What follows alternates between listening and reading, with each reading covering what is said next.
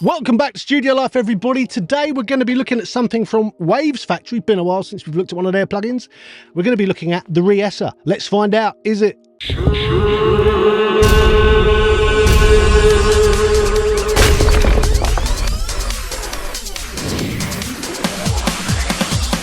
De-essers. De-essers are very tricky things to find, ones that work consistently, that just, you know, grab and go. When I'm de-essing, which is quite often with vocals, it's just something I want to get sorted and move on. And I have tried to find a replacement de-esser for the standard Waves de-esser for years. And every now and again I find one, normally doing one of these reviews, and I think, oh, this could be it. And I use it for a few weeks. And I end up drifting back to the Waves de-esser because it's just very simple. You grab it, you set the frequency, you set the amount, done. And it just works, and it doesn't appear to interfere with the rest of the signal at all. So that's always a challenge.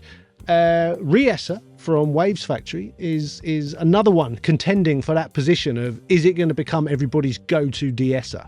So let's have a look. First things first, it's a very white interface. There doesn't appear to be a dark mode. It's very bright. I'd quite appreciate being able to flip it into dark mode. I have everything in dark mode because it's just, it hurts the eyes working all day on things that are that bright. Anyway, minor issue. Let's not dwell on that. As you can see from the interface, it's got kind of like a unique way of working. So basically, what it will do when you turn up the sensitivity on a signal, you insert this on a vocal, and as you turn up the sensitivity, you will see on the waveform the bits which are highlighted and the bits which it is de-essing. And it can deal with T's and F's and things like that as well to a certain extent, so that's pretty good. And it basically then splits the signal into two paths. So the tonal part of the signal, so the bit that isn't being picked up by the de-esser, is here on the left, and you can adjust the level of that. And then on the right, we have the sibilance part of the signal, and you can adjust that the same, you know, up or down. You also have solos for either of those. And then underneath, you have these sections where you can load up effects. And the effects on the left here, when you press the plus button, they only go on the tonal part. And on the right-hand side here, they only go on the sibilant part. So that's really quite cool to be able to add this stuff to separate parts of the signal. And then the middle window here, whichever one you've selected, that's where the editing parameters come up. Now, let me tell you of all the different things you can add to these slots. So you've got a choice of chorus, compressor, convolution, where you can load in your own impulse responses, delay, an enhancer, EQ, a flanger, a limiter, lo-fi, a phaser, a pitch shifter, a reverb, a saturation, stereo widening and sort of mid-side editing, tremolo and vibrato. That's a lot. But here's the thing, I found whilst playing with it, I kind of didn't want to do too much to either bit of it because it's quite unnatural. If you start to compress the bit that isn't de-essed, that sounds a bit odd, unless you then compress the other side to match. EQ wise, it's quite good to be able to EQ the sibilant side and maybe put a bit of top end back in once the sibilance has been removed. I quite like that. But doing almost anything else I found to be a bit not ideal. It's not somewhere I'd really want to add reverb or limiting or phasing off. Do you know what I mean? I find that a difficult concept to.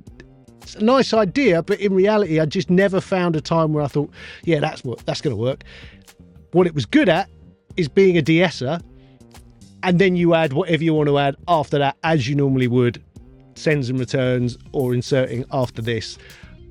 I think that's a better way to work. So as much as I think it's clever to be able to do this, and the odd thing here and there, a touch of EQ on either side might be useful, and maybe, yes, a little touch of compression on either side. Everything else, I'm not sure about. Everything else, I think I would rather do separately. That said, the de-essing bit, you can really fine tune it, and you can absolutely get this to do what you need it to do. Can it do it quick enough that it could become that sort of de-esser that you just grab and move on? Maybe. It's quite quick. You literally just dial up the sensitivity and then you have to use the smoothing. The only problem with this separation is that you get tempted to use it, And if you adjust the relative volumes between tonal and the sibilant section too much, it sounds very unnatural. So you have to be really careful with it. Let's talk about demo.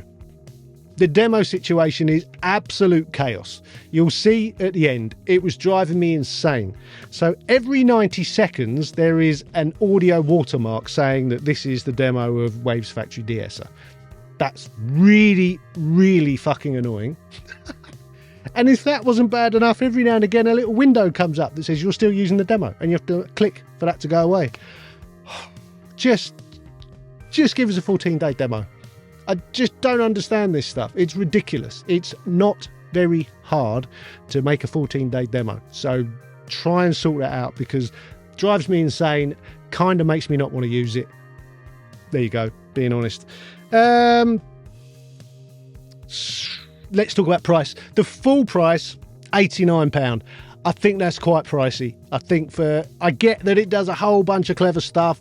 Realistically, I'm only interested in the De-essor. I think the rest of it is a bit superfluous, if I can use a long word. In the sale at the moment, it's £62. That's a bit better. I still think it's a bit much. I still think it could be a bit cheaper, really. I will say it is a good De-essor. I'm not overly enamoured with the rest of it, but the De-essor part is great. Star rating, I'm going to go 3 stars. It definitely loses a star for all the demo nightmare, because that's just too much. And I think a lot of this other stuff, as I've said, maybe not the way I'd choose to do it. But 3 stars, it's not shit. It is a good De-essor. Give it a try. Listen to the demo at the end. I'll run some vocals through it and then I'll do the whole track. But it's always just the vocals going through this. See what you think. I think it's pretty good if you can bear to listen to it with all the watermark and all that stuff going on. Anyway, there's that. If you could like the video, that really helps. If you could subscribe to the channel, that helps even more. I've got an Instagram, which is Mixdown Mastering. See what I do in my mixing and mastering studio every day of every week. I post quite regularly to tell people what I'm up to. There's also the Studio Life website, where we've got our top 5 plugins, and there's links to all the courses on mixing and mastering, and there's a whole bunch of other stuff. Anyway, we will see you next time. Adios.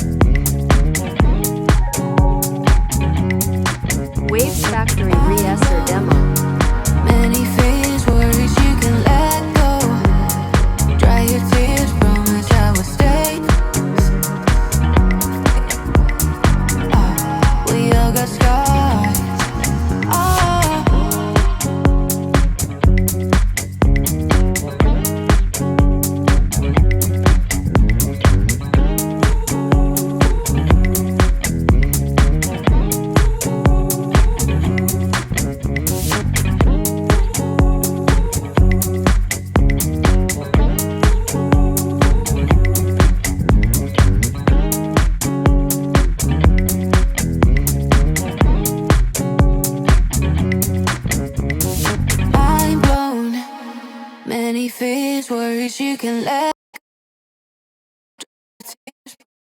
stay close. Oh, I've been where you are. We all got scars. Oh.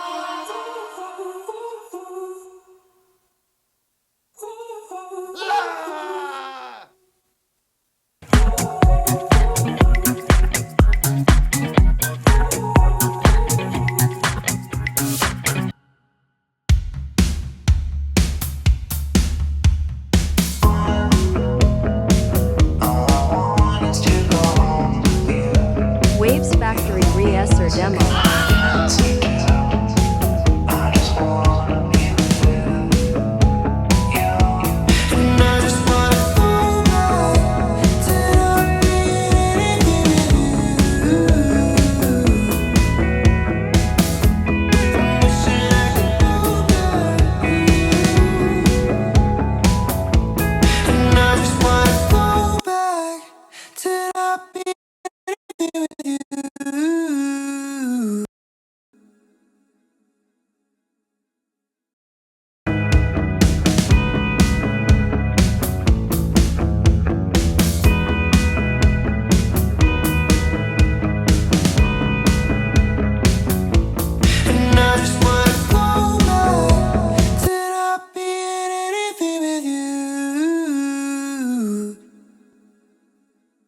I'm wishing I could go back to you.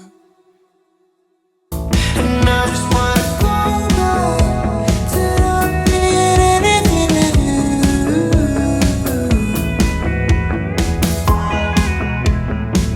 All I want is to go home with you. Feel the music and the dancing too. I just wanna be with you. Wavesfactory Re-Esser demo. Oh my god.